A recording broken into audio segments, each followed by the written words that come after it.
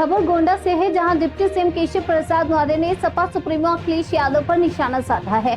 गोंडा जिले के एक दिवसीय दौरे पर पहुंचे डिप्टी सीएम का आरपी इंटर कॉलेज के मैदान में बने हेलीपैड पर बीजेपी कार्यकर्ता और जिला प्रशासन ने जोरदार स्वागत किया। इसके बाद मनकापुर के खंड विकास कार्यालय में पार्टी कार्यकर्ताओं के साथ बैठक कर आगामी चुनावों की रणनीति पर मंथन किया। आज मीडिया से बात करते हुए डिप्टी सीएम ने बड़ा दावा किया। केशव प्रसाद मौर्य ने कहा कि 2027 के विधानसभा चुनाव में बीजेपी 2017 वाला इतिहास फिर दोहराएगी और प्रचंड बहुमत के साथ तीसरी बार यूपी में कमल खिलेगा। चुनावी सियासत गर्म है। डिप्टी सीएम के इस बयान से सपा खेमे में हलचल मचना तय माना जा रहा है।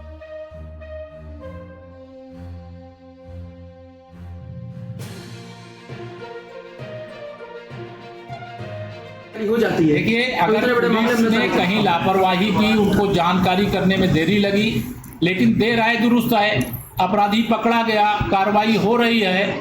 इतनी बड़ी कार्रवाई हो रही है कि जिससे पूरा प्रदेश ही नहीं पूरा देश अवगत हो गया है।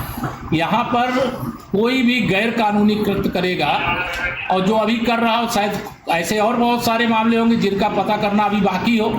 एक एक चीज़ का पता लगाएंगे, उसमें समाज का भी सहयोग है, पुलिस भी अपनी जिम्मेदारी निभा रही है, प्रशासन भी। और आप पत्रकार मित्रों को भी मैं आह्वान करता हूँ कि देश विरोधी, समाज को तोड़ने वाली कोई भी घटनाक्रम कहीं कोई साजिश चल रही है तो उससे आप उसे उठाइए, उजागर करिए। सरकार आपके साथ है, लेकिन गलत काम अब उत्तर प्रदेश में नहीं होगा। सही रास्ते पे चलने वाले के पथ पे कोई बाधा नहीं है, और गलत करने वाले के हर पथ पे सरकार, पुलिस, प्रशासन उनके खिलाफ कार्रवाई के लिए तैयार है।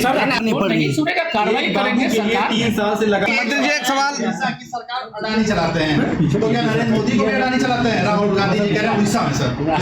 राहुल गांधी जी को सत्ता वियोग इतना है, उनको एक रोग लगा हुआ है। सर इधर कोई भी मामले में ऐसी बातें वह बोल देते हैं जिस बात को नेता प्रतिपक्ष के रूप में उन्हें बोलना नहीं चाहिए, लेकिन ये सब विरासत की सियासत करते हैं। इसलिए इनकी सब ये स्थिति है। जब लोकतंत्र में संघर्ष के आधार पर सियासत होगी, राजनीति होगी और सफलता मिलेगी। झूठ के आधार पर वह 99 तक पहुंच गए, लेकिन अब मुझे तो स्पष्ट दिखाई दे रहा है कि 2047 तक ये आप शतक लगाने के लिए तत्पर कोई विवाद नहीं है।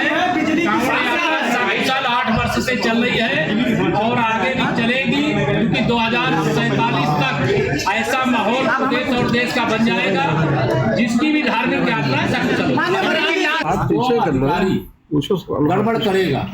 कोई शिकायत मुख्यमंत्री जी से माननीय मंत्री ने किया है, और वो आप सब तक कैसे पहुंची है मुझे मालूम नहीं है, लेकिन जो शिकायत होती है उसकी जांच होती है, जो दोषी होता है उसके खिलाफ कार्रवाई पहले भी हुई है और आगे भी हो। अच्छा सरकार अधिकारी नहीं सुन रहे हैं, लेटरबाजी करनी पड़ रही है। सुनेगा, कार्रवाई करेंगे। सरकार 3 साल से लगा। 2027 के विधानसभा चुनाव में भारतीय जनता पार्टी 2017 दोहराएगी। प्रचंड बहुमत से तीसरी बार उत्तर प्रदेश में भारतीय जनता पार्टी की सरकार बनेगी।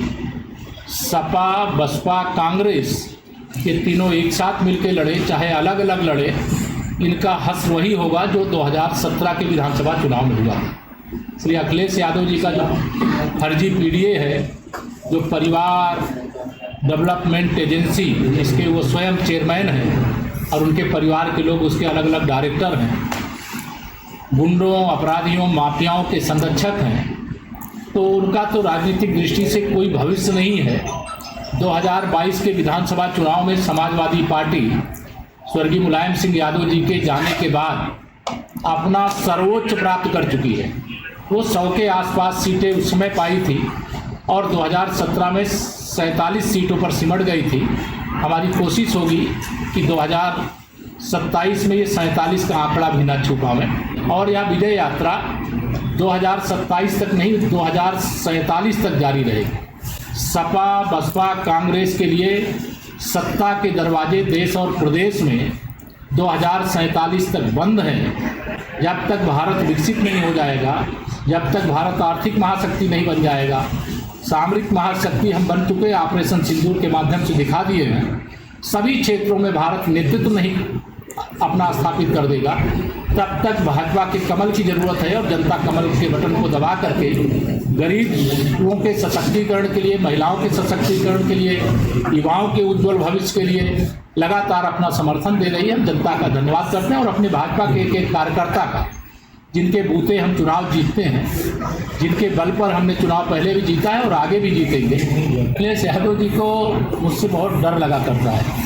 उनको लगा करता है कि ओबीसी के नाम पे मैं तो उत्तर प्रदेश के 25 करोड़ जनता का सेवक हूँ।